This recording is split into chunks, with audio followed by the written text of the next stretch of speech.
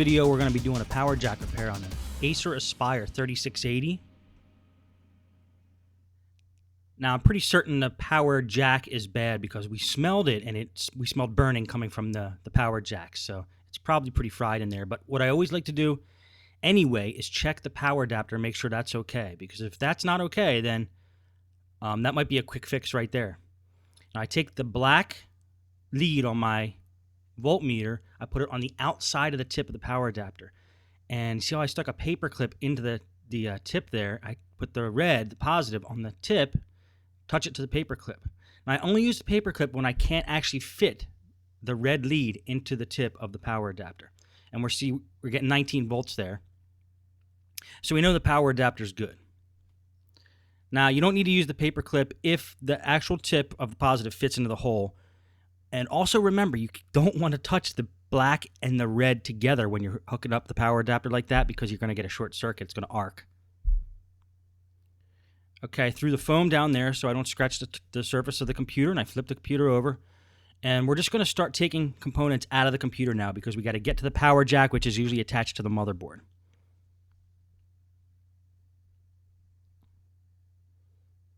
When we remove this back cover, we see the RAM. We also see the wireless card and the modem. We're pulling the RAM out. And I'm going to take the hard drive out now.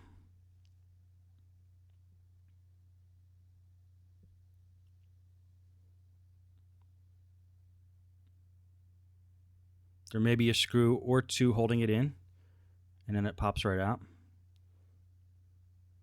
Now I'm unhooking the antenna from the wireless card, and then I'm going to pull the wireless card out. It's important to unhook these antennas, as you'll see in a minute when we try to get the screen off. And the rest of it we could leave for now. Now I'm going to pull out the one screw here, which is going to free up the CD drive.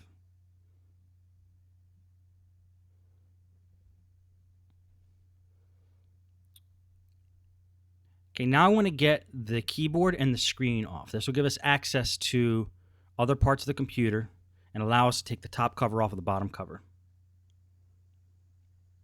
There's two screws in the back that are actually holding on what I call the hinge cover plate. Now, the hinge cover plate is the thing that actually covers the screws for the keyboard. So you can't get the keyboard off or the screen off until you take off this hinge cover plate, which is that plate right above the keyboard. I'm going to pry it off. You should be able to just pull it. Now, if you feel like you're forcing it, it's possible there are screws on the underside of the computer holding it in. So just to be safe, I'm going to unscrew every screw on the underside of the computer that may be possibly holding it in. How do I know that those screws might be possibly holding it in? Because they're lined up directly under the hinge cover plate. So just to be safe, I'm going to take them all out. They may not even be holding it in, but if they are, we got to get them out.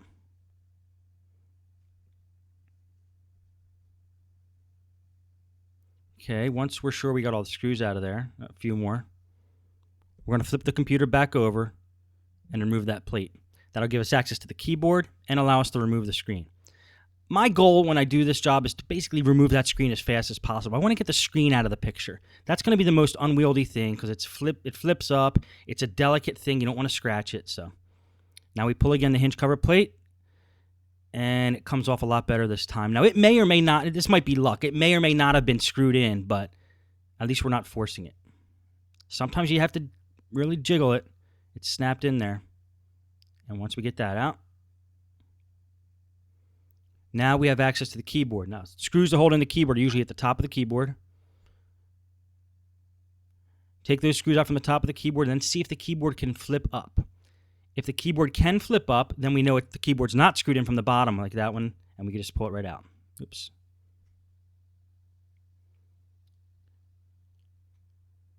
Now, I'm pulling the wireless antenna through the bottom of the computer up to the top of the computer. Now, because we actually unhooked it from the wireless card, we have access to it now. If they were still attached to the wireless card, we'd have to flip the computer back over, close the case again, and it could get a little tiresome. And then this one over here that I'm working on now is the LCD cable. This is what gives the graphics to the screen. And I'm just using a flathead screwdriver just to pull on each end. Be delicate with that. There's probably about 40 wires going into that big white connector. They're very tiny. You don't want to mess them up, so just be careful when you're handling that. And now that the antenna and the LCD cable are unhooked from the motherboard, we can get the screen off. The wireless antenna usually go to the top of the screen, so it's not just the LCD cable that's the only wire to the screen. It's usually those wireless antenna. And there's 4 screws here on the top holding the screen in. Comes right off.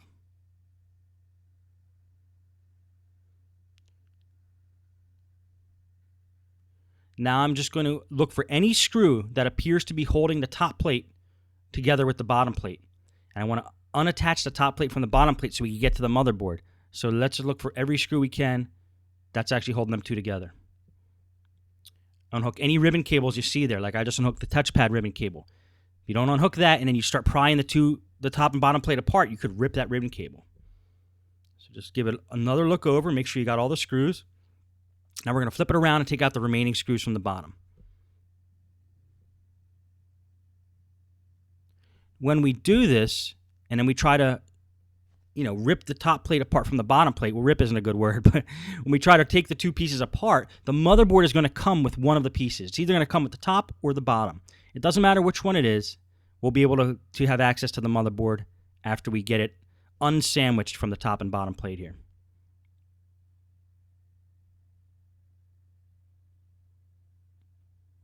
I'm being pretty reckless with the screws here, throwing them all into one big pile. I've taken apart a few 3680s in my time, so I know where all the screws go.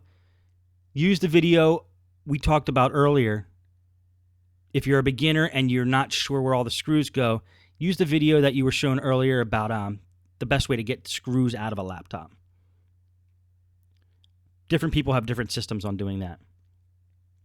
And then make sure you get all the screws out. And then try to take the two plates apart, or the two covers apart.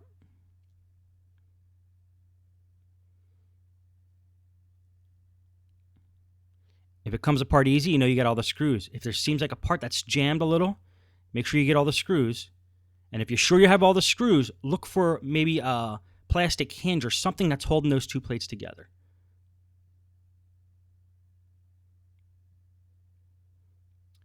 And in this computer, that yellow S-Video port on the side was actually jutting out and holding the top part of the case to the bottom part of the case, as well as a small little speaker connector right there in the upper right-hand corner. So between those two things, they were holding the case on. So we had all the screws out, so that was good.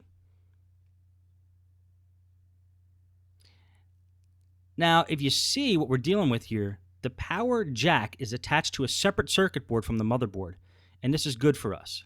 So let's get the motherboard out, and then we'll hit that separate board. Now, I was just pointing to a white arrow on the motherboard. We've talked about this before. The white arrows are usually always on the motherboard to give you an idea of what screws you need to remove. In other words, you don't need to remove every screw on the motherboard to get the motherboard out. Usually only the ones with the white arrows pointing to it.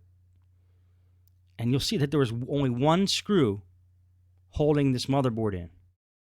So you want to pull the motherboard out gently without forcing anything. There might be cables still holding it in there. There might be screws somewhere still holding it in. Make sure you get everything. And as it turns out, actually on this motherboard, there's two screws holding it in, which I'll show once we put it back together. Just remove that from the tape. Now there was two screws holding that little circuit board on. Now that circuit board has the power jack on it. So after removing those two screws, I now have access to the circuit board. And if you look close, you'll see that it's burnt right at the positive point there on the circuit board. There's a brown-black outline. Let me freeze frame that for a second. Now that dark little cloud right above my finger with the little piece of silver in the middle, that's important. That's where the positive lead from the power jack attaches to the motherboard. And that's the spot that's loose. And when it gets loose in there, it starts to get real hot and burn up. And that's what's happening on this computer. So if we reattach that positive lead to that part of the motherboard right above my finger, we will be able to restore the connection with a good strong solder connection, and that will fix this computer. And the way I like to restore that connection is by taking a piece of wire, going from the post, I'll show it to you later, on the other side of this circuit board, the post on the power jack on the other side of the circuit board, and bring it around and connect it to that spot on the motherboard. Now, I do this as opposed to just resoldering the physical post to the motherboard because the physical post is brittle. If I use a wire, I'll have flexibility and the computer will last a lot longer. Now, I'll show you what I mean as I do this.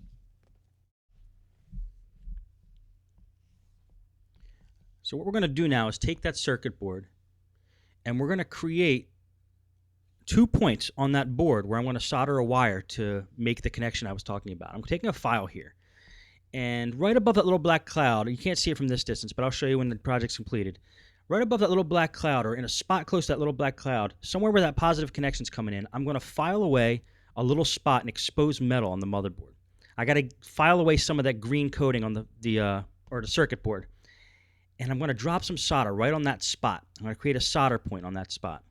So I'm just filing away the green coating and getting that off of a little spot on that circuit board, right like I showed you before where that positive connection's coming in. And then what I'm going to do is take a wire and go from that point to the physical back of the power jack and go straight to that point. And by doing that, I'm basically going to be bypassing the original configuration of the post on the power jack and using my wire as the new connection point. I like using a wire because a wire is flexible. It's not brittle. See, this came apart originally because the post that goes into the circuit board there from the back of the power jack is solid. By replacing it with a wire, you have some flexibility now. So if somebody trips over the power cord, you still have a chance of the power cord still working, the power jack still working. I take a paintbrush there, and I'm filing away to the metal on the circuit board, so I want to brush it all away. I don't want little metal pieces floating around. So use a paintbrush or any kind of brush or compressed air and blow the little metal particles away. And this is the wire I'm going to use to make the connection. It's about 1 inch long, maybe a little bit longer. And I'm going to put a little solder on both ends of this. This is how I prep the wire. Now, I'm not a professional solderer, but this is how I do it, and this is what works for me. So for those of you professional solderers watching, you might be cringing at this, but this is how I do it. I put a little bit of solder on each end of the wire there, and that's how I prep the wire. And then I'll show you what I do with this wire. Okay, I'm taking the circuit board now. Now, the back post of the power jack, I had filed down so it's going to make a good solder connection. The reason I file is so it makes a good solder connection. And I'm going to put a piece of solder, a little bit of solder, a little glob of solder actually, right on the back post of that power jack. That's where the positive lead is. And then I'm going to take the wire and I'm going to solder to that point where I just put some solder on the power jack there.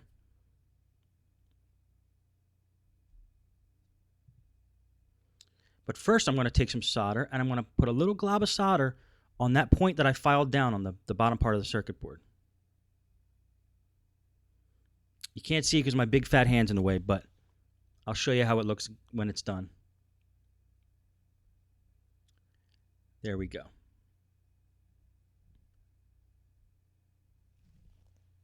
Now you'll see from that picture the 2 points of contact that we're going to attach the wire.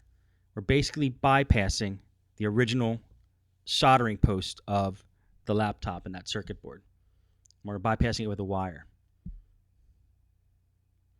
Okay, once my hand gets out of the way, I'll show you guys what I'm doing. I soldered one end of the wire to the positive point of that power jack, which is the back post. And I'm going to wrap that wire around the circuit board. And I'm going to solder it to the point that I was filing off earlier.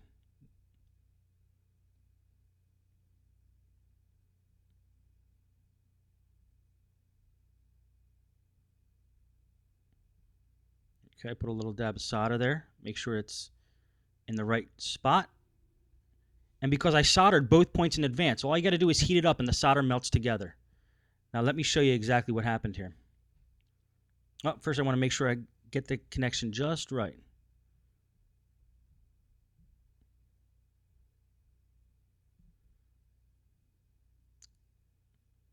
You want to grab it with the pliers when you're done. Just make sure it's tight.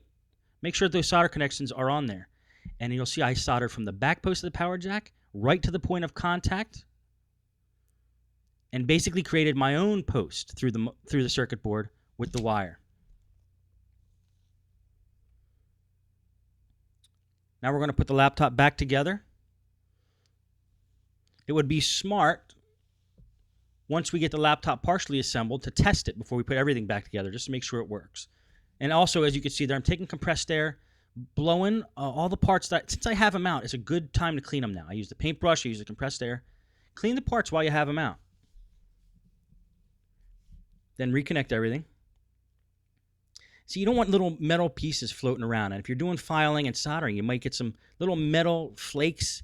You don't want them sitting across the motherboard. So I always make sure the parts are clean before I put them back together. And especially the CPU fan, since you have it out, you might as well get it clean.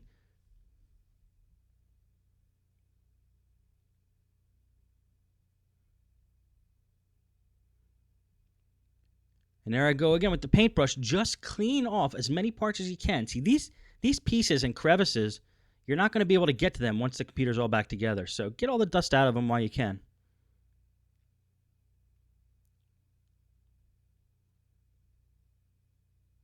And make sure you get this motherboard positioned back in the computer in the exact same way it came out. They usually will fit in snugly. All the screw holes will line up, and there should be no points that are sticking up or flexing outward.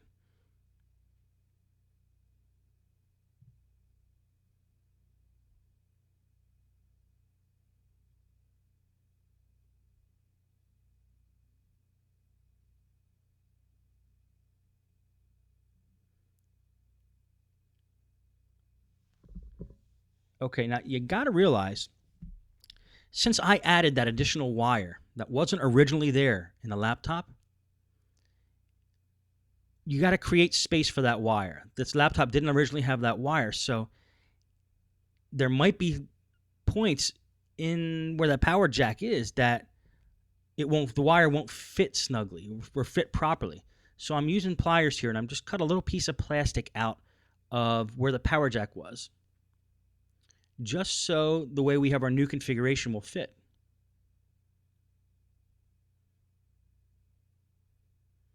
And we're going to size it up again and see if it fits snugly this time. Look at the side, make sure the hole of the power jack lines up with the hole on the outside bottom case there.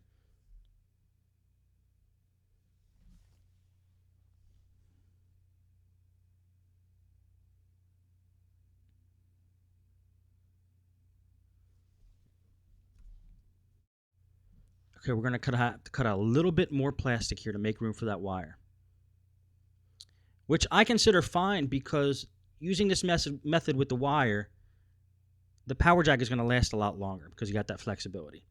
But the only thing you got to worry about is, now that you created that wire there and put that wire into the circuit board, which wasn't originally there, is it going to stick out? Is it going to make a connection? Is it going to short out a part of the motherboard?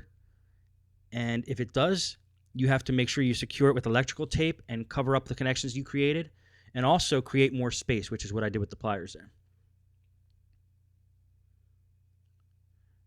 Okay, now it looks like everything's fitting better.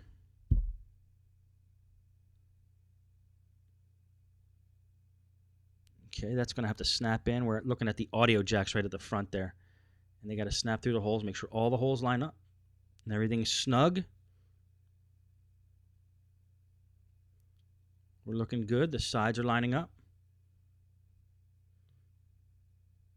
The motherboard's sitting in there properly.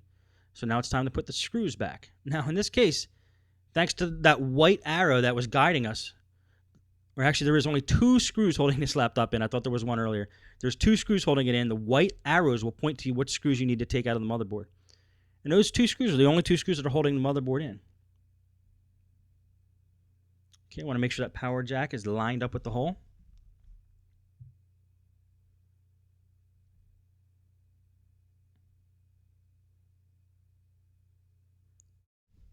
It looks like everything's okay, so we're going to start our next phase, which is putting everything back together. Again, take that paintbrush and clean off the dust if you have the opportunity. It's going to be one of the only opportunities you get to clean out the system. And I'm a firm believer that a clean system just runs better.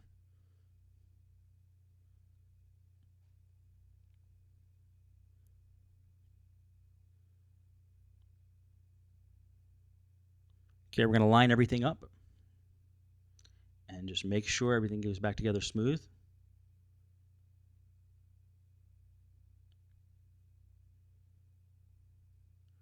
This is a part I'm very cautious about, putting things back together.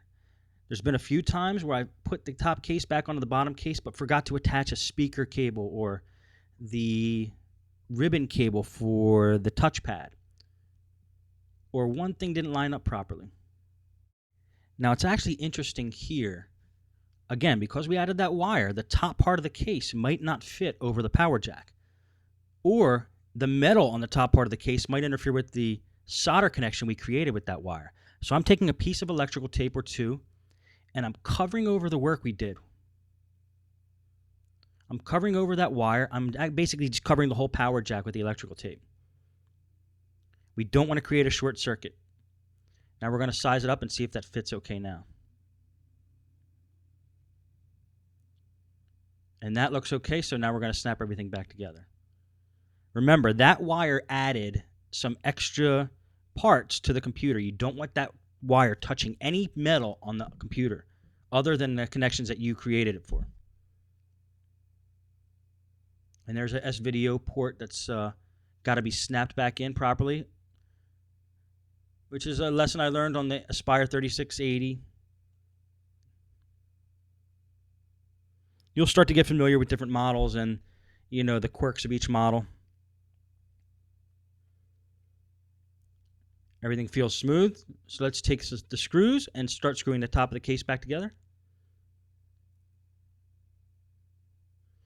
Again, I'm just using memory here to see which screws go where. Most of the screws in this computer are the same size. There's a couple oddballs, but like I said, I've taken apart a couple of these so I know where the oddballs go.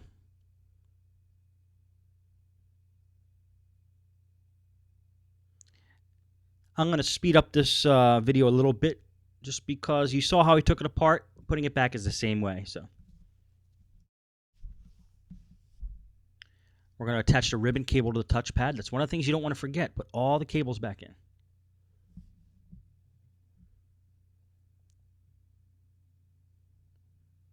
Okay, we're going to attach little connectors down there that we had to unattach to get the covers apart. Putting the RAM back in now. Putting more screws to hold the case together on.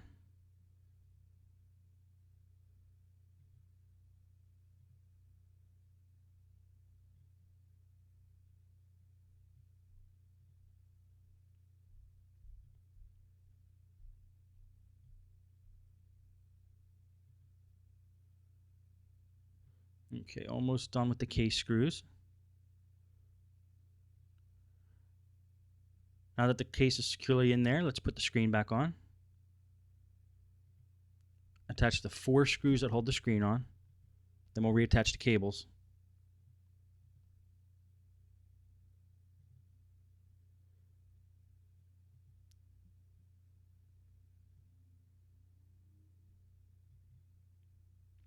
I'm taking a bigger screwdriver here and I'm attaching those monitor screws extra tight.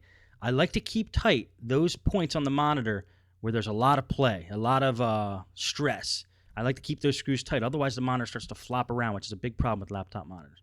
So I use a little bit bigger screwdriver to get some extra torque when I do that. Now I'm feeding the wireless antenna through to the bottom of the case, just like it was when we took it apart. Sometimes it's a little difficult to get those wires through, but once you get them through in the right spot, you'll know exactly where they go.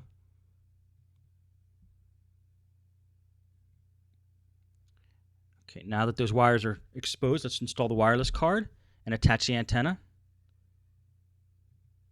Make sure it's all nice and neat so when you put this cover on, nothing's pushing it out. Slap the CD drive in there. Put the hard drive in. Attach the screws that keep the hard drive securely in there. Hard drive cover, 2 screws holding that in. The RAM cover, make sure that's all flush. Okay, dust that keyboard off with the paintbrush. Make sure that the ribbon cable from the keyboard goes in exactly the way it was. Attach the 2 screws at the top of the keyboard. push the keyboard into the sides where there was a little pressure. Okay, now the hinge cover. I'm going to slow the video up again. Now that I got those screws back in, and most of the case screws back in, these remaining screws are holding on the hinge cover plate. We're going to test the work we did with a voltmeter. Make sure there's no short circuits.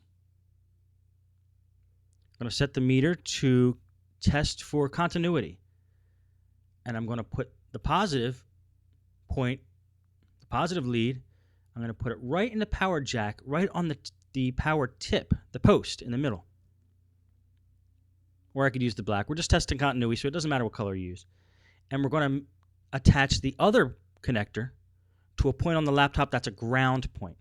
Now, if we touch that center post of the power jack and a ground point, and we're getting a beep from the voltmeter, we know there's a short circuit. If there's no beep, that means your ground points aren't touching your positive point there, and that's what you want.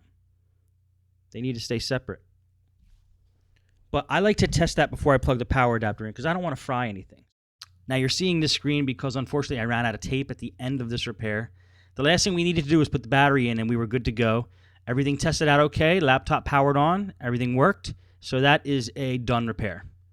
Thanks.